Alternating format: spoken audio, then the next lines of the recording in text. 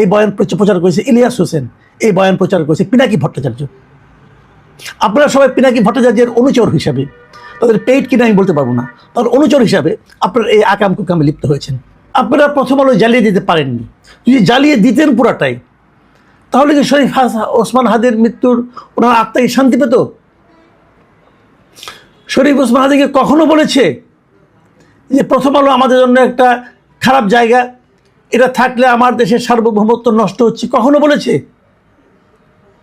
প্রথম আলো ডেইলি স্টারকে আক্রমণ করতে হবে, প্রথম আলো ডেইলি স্টারকে আক্রমণ করলে দেশে শান্তি ফিরে আসবে, এই বয়ান কে প্রচার করেছে দেশে? এই বয়ান প্রচার করেছে ইলিয়াস হোসেন, এই বয়ান প্রচার করেছে পিনাকি ভট্টাচার্য। আপনারা সবাই পিনাকি ভট্টাচার্যের অনুচর হিসাবে, তাদের পেইড কিনা আমি বলতে পারবো না, তার অনুচর হিসাবে আপনারা এই আকাম কুকামে লিপ্ত হয়েছেন। কী লাভ করেছেন আপনারা? আমরা দেখেছি অনলাইনে যখন এই ঘটনাগুলি ঘটছে, তখন মুহূর্তে মুহূর্তে প্রতি মুহূর্তে আমরা দেখেছি ইলিয়াস হোসেন তার ভেরিফাইড ফেসবুক পেজ থেকে একটার পর একটা পোস্ট দিচ্ছে। প্রথমে একটা পোস্ট দিল যে প্রথম আলোর একটা ইটও যেন না থাকে। এটা দেওয়ার পর ঠিক 8 মিনিট পরে একটা পোস্ট দিল যে প্রথম আলোকে বাঁচাতে ওদের অফিসের সামনে সেনাবাহিনী আসলে ওদেরকে উচিত জবাব দেওয়ার জন্য অনুরোধ থাকলো। দেখুন কত বড় উস্কানি। তারপরে তার 12 মিনিট পরে একটা পোস্ট দিল যে প্রথম আলো ডান, ডেইলি স্টারে চলে আসেন, ভারতের আস্তানা এদেশে থাকতে দেওয়া হবে না, শাহবাগের সবাই এখন চলে আসেন। মানে প্রথম আলোর কাজ হয়ে গেছে, এখন আপনারা ডেইলি স্টারে আসেন, সেটাকে অ্যাটাক করতে হবে। তারপরে বলছে এদেশে কোনো ভারতের আস্তানা থাকতে দেওয়া হবে না, এবং শাহবাগে যারা জমায়েত হয়েছিল তারাও সবাই এখন ডেইলি স্টারে চলে আসেন। তারও 10 মিনিট পরে দিল একটা স্টেটাস, সেখানে এগুলো ডেইলি স্টার ডান, ওয়েল ডান বয়েজ, মানে সবাই তার বয়েজ আর কি, আর উনি হলেন লিডার। এই হলো আমাদের দেশের অবস্থা। এবং আমার সবচেয়ে ধিক্কার এই সরকারকে, ধিক্কার এই সরকারের স্বরাষ্ট্র মন্ত্রণালয়কে, আমার ধিক্কার সেনাবাহিনীকে পর্যন্ত। কারণ সেনাবাহিনীকে কিন্তু ম্যাজিস্ট্রেসি ক্ষমতা দেওয়া হয়েছে। এই যে একটার পর একটা বিদেশ থেকে ইনস্ট্রাকশন দিয়ে দিয়ে ইলিয়াস হোসেনের মতো দুর্বৃত্ত এই কাজগুলি করালো, কেউ প্রতিরোধ করতে নামলো না কেন? বলা হলো সেনাবাহিনী আসতে তাদেরকে উচিত জবাব দেওয়া হবে, সেনাবাহিনীকে তারপরে আত্মসম্মানে লাগলো না কেন? কেউ কিছু বললো না।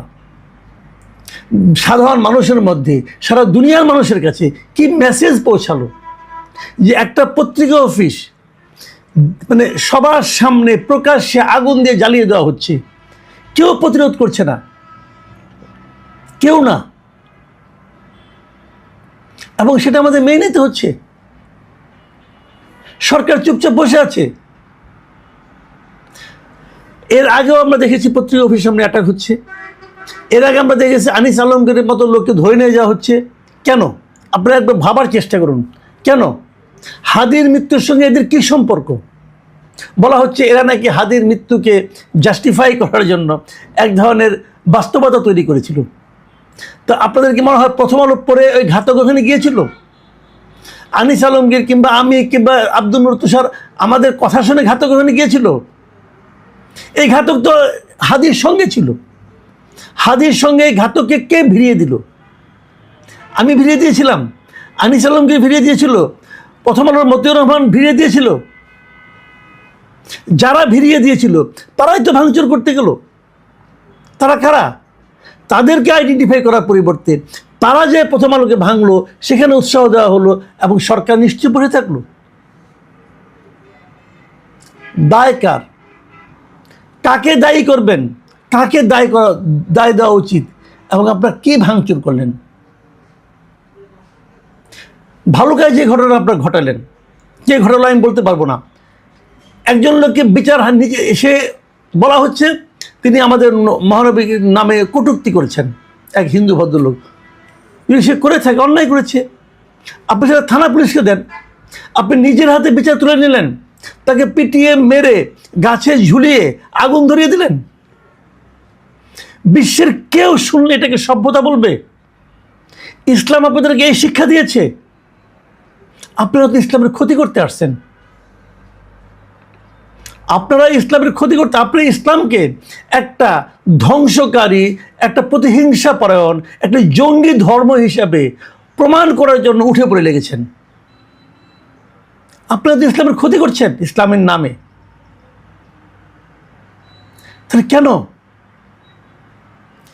এই যে কাজগুলি করুন? সবচেয়ে বড়, আমার বিবেচনার সবচেয়ে বড় দায়ী এখানে সরকার। দেখুন, সরকার যদি একবার ভূমিকা নিত, এই যে এতগুলি ঘটনা ঘটলো, সরকার কি একজনকেও সরকার ধরেছে? ধরে তাকে বিচারের আওতায় এনেছে? ধরলেই তো হয়, একজনকে ধরে জিজ্ঞাসা করুন তোমাকে কে পাঠিয়েছে। আপনি ধরেন, কাউকে ধরেছেন, তার মানে সরকারের কাছে প্রথম আলোকে আগুন দেওয়া, ডেইলি স্টারে আগুন দেওয়া এগুলি কোনো অপরাধ নয়। ভালো কারো একটা লোককে আগুন দিয়ে পুড়িয়ে ফেলা, হত্যা করা তার কাছে কোনো অপরাধ নয়। 32 নম্বর আবারও ভাঙা কোনো অপরাধ নয়। ছায়ানটের জিনিসপত্র, আসবাবপত্র ভাঙছে, প্রত্যেকটা লোকের ছবি আছে, ঠিক আছে, তখন ধরতে পারেন নাই, ছবি দেখে দেখে এখন ধরেন। এর কোনোটাতে কোনো মামলা হয়েছে? আমরা কোন দেশে বাস করছি? এই দেশে আইন আছে? এই দেশে প্রশাসন আছে? এই দেশে সরকার আছে? আর আছে কি কিছু সাংবাদিক মেরুদণ্ডহীন। আজকে ঘটনা ঘটলো, সাংবাদিকদের কি ভূমিকা দেখলেন আপনারা? সাংবাদিকদের নাকি অনেক ক্ষমতা। অন্তপক্ষে আমি নিজে সাংবাদিক ছিলাম। একটা সাংবাদিক তারা একটা কালো প্ল্যাকার্ড দিয়ে দাঁড়িয়ে আছে সামনে, প্রথম আলোর সামনে। প্রধান উপদেষ্টা নাকি বলেছেন ক্ষতিপূরণ দেবেন, টাকা দিলে ক্ষতিপূরণ হয়ে গেল। এই সবগুলো কাজ খুবই পরিকল্পিতভাবে করা হচ্ছে। তারা আঘাত করছে সেই জায়গাগুলোতে যেখান থেকে প্রতিবাদ আসতে পারে, যেখান থেকে প্রশ্ন উঠতে পারে, সমস্ত জায়গায় আঘাত করে তাদের মেরুদণ্ড ভেঙে দেওয়া হচ্ছে। আজকে প্রার্থনা পত্রিকাগুলো, উচিত ছিল পত্রিকাগুলোর যে এই ঘটনার প্রতিবাদে তারা একদিন পত্রিকা বন্ধ রাখবে। আমরা দেখেছি কিন্তু এরশাদ আমলে আমি তখনও সাংবাদিকতা করতাম, পত্রিকা বন্ধ ছিল, 3 দিন 4 দিন পত্রিকা বন্ধ। একটা কারা কারণে এরশাদ বলে দিয়েছিল এই জিনিসগুলো লেখা যাবে না, তার প্রতিবাদে পত্রিকা বন্ধ ছিল কয়েকদিন। এরশাদের পতন হয়ে গিয়েছিল এই ঘটনায়। আর এখন তারা কালো প্ল্যাকার্ড দিয়ে দাঁড়ায় থাকে, বিশাল প্রতিবাদ। এই কালো প্ল্যাকার্ডে আগুন নিববে, এই কালো প্ল্যাকার্ডের মাধ্যমে মানুষের মনে যে ভয় ঢুকে দেওয়া হয়েছে, সংবাদ মাধ্যমকে যে মেরুদণ্ড ভেঙে দেওয়া হয়েছে, সেটা জোড়া লাগবে। এই মেরুদণ্ডহীন সংবাদপত্র মালিকরা, সম্পাদকরা, মানে এদের কোনো লাজ লজ্জা নাই, এদের কোনো মান সম্মান নাই। বিরাট একটা কাজ করে ফেলেছে। আমি প্রতিবাদ করেছি। আমি খুবই হতাশ, সত্যি কথা বলতে গিয়ে আমি খুবই হতাশ। এই দেশটা কিভাবে চলছে, কে চালাচ্ছে, কেন এইভাবে চালাচ্ছে, কাদেরকে ইনভাইট করতেছে, কারা সামনে আসতেছে, এগুলি কেন? আমি যদি বলি এই সমস্ত স্থিরতার পেছনে মূল কারণ হচ্ছে যেই মাত্র তারেক রহমান জানিয়েছেন যে উনি এই দেশে ফিরছেন, তার এই ফেরাটাকে অনিশ্চিত করার জন্য, এই ফেরার প্রতিবাদে আসলে এগুলি চালানো হচ্ছে। এগুলি চালিয়ে তারা তারেক রহমানকে বোঝাতে যাচ্ছে দেশের অবস্থা খারাপ, তুমি এসো না। আর কিচ্ছু না। এখন আপনারা ভেবে দেখেন তারেক রহমান দেশে ফিরলে কার লাভ, কার ক্ষতি? যার ক্ষতি তারাই এগুলি করাচ্ছে, তারাই শরীফ রহমান হাদিকে মেরেছে। এবং এখানে রাজনীতি আছে। আমি এখনও মনে করি শরীফ রহমান হাদির কি মৃত্যুর পেছনে রাজনীতি আছে, আমাদের দেশীয় রাজনীতি আছে, এবং তাদের যারা এজেন্ট বাইরে আছে তারা এগুলি করাচ্ছে। এখন কার এজেন্টকে আপনারা খুব ভালো জানেন, আরেকবার হিসাব করে দেখেন। এই নিয়ে আমি আগামীতে আরও কথা বলবো। ততক্ষণ পর্যন্ত ভালো থাকেন। এখন এই পর্যন্তই। আল্লাহ হাফেজ।